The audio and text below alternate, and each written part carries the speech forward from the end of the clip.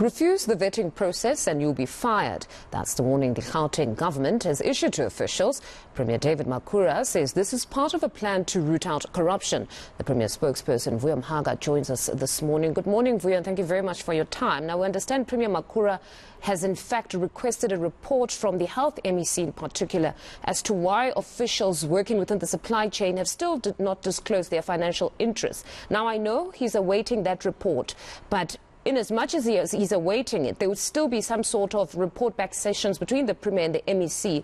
What reasons has she given for this vetting process not commencing?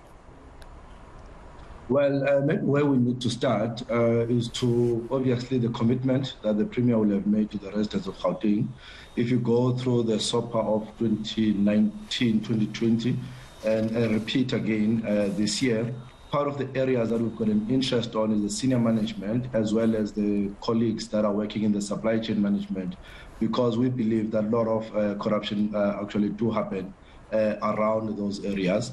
So the first thing that we received obviously were the reports that we received in particular from the Department of Health, and that's the reason why the Premier just a few days before the media briefing last week that he will have then requested the meeting between the MEC as well as the HOD to then say actually you need reasons. So we don't necessarily need to rush it, but our interest is to get really why are the colleagues not wanting to be vetted, in particular in those critical areas. Then the way forward, post obviously the information, we will be able to then say what then needs to be done going forward.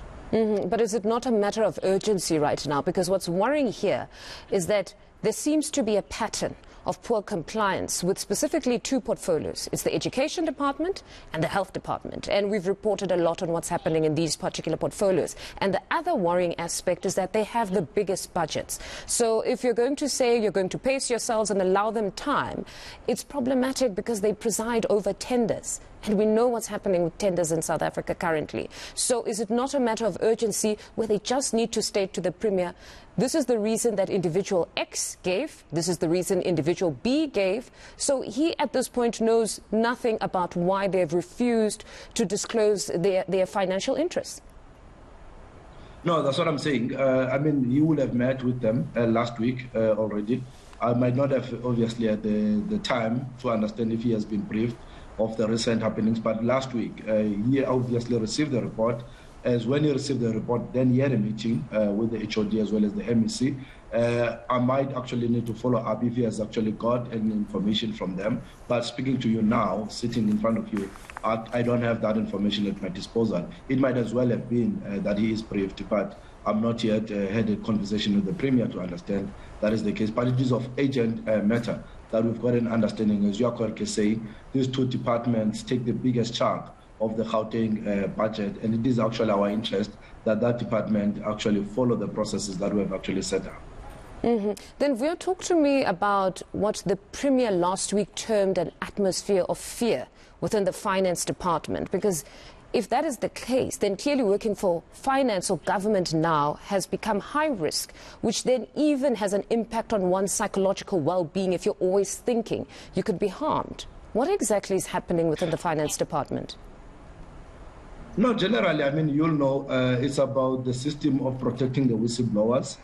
Majority of people who might actually be whistleblowers might be scared to really come, forth, surely because the people who are actually are doing this corruption will do anything and everything first to protect themselves and also to protect their loot, and that will be inclusive of the killings and all that. So there's a natural fear that will come from the whistleblowers. That's why the Premier then spoke to the SSA as well as the police to say they need to actually strengthen that aspect of whistleblowing, because it's a very, very important part for us to get the necessary information. But as people come to us and give us that information, they must feel that they are protected, because that environment, obviously, anyone will want to protect their loot and everyone will want to protect themselves, not to account in front of our courts. If we confine you then to what is within your purview, what systems are you looking to have in place that won't be reliant on courageous individuals? It won't be reliant solely on whistleblowers.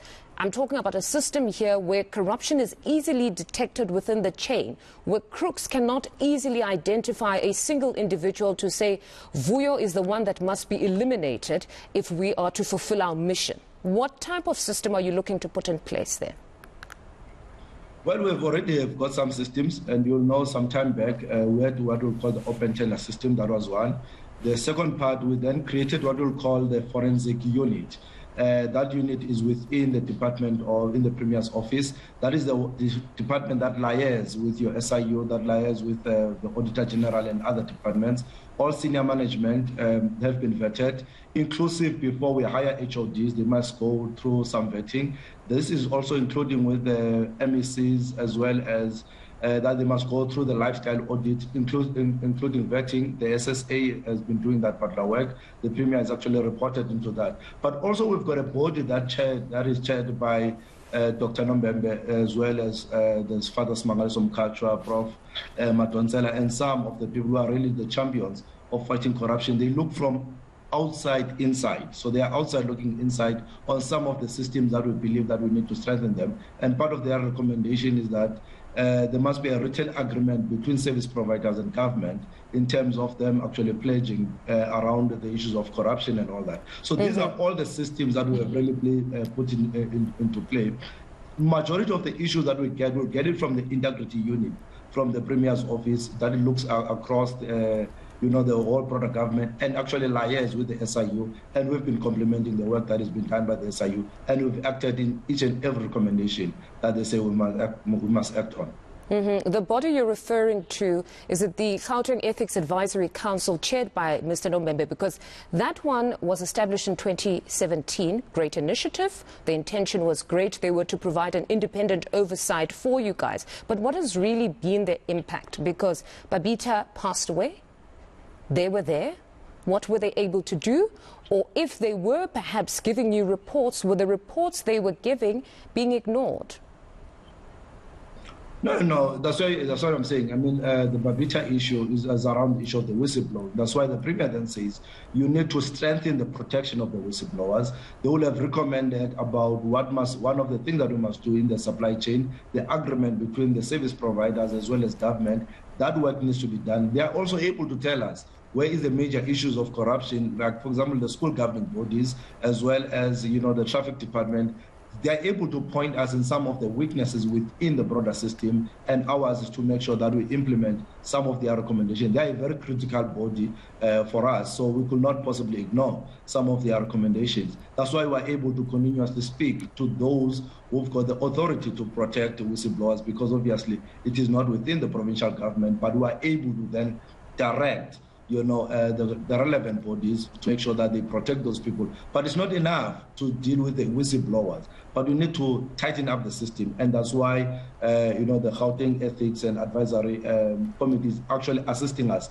Where else are we really lacking insofar as the system is concerned, and what more must we basically do? So it's a very critical body that will take its work extremely serious. Hopefully you can tighten the system. And Vuyo, hopefully we can speak again as soon as you have that brief from the Premier as to reasons why particularly those 84 individuals are refusing at this point to disclose their financial interests. Thank you very much, though, for your time. That was Gauteng Premier spokesperson Vuyo Mhaga.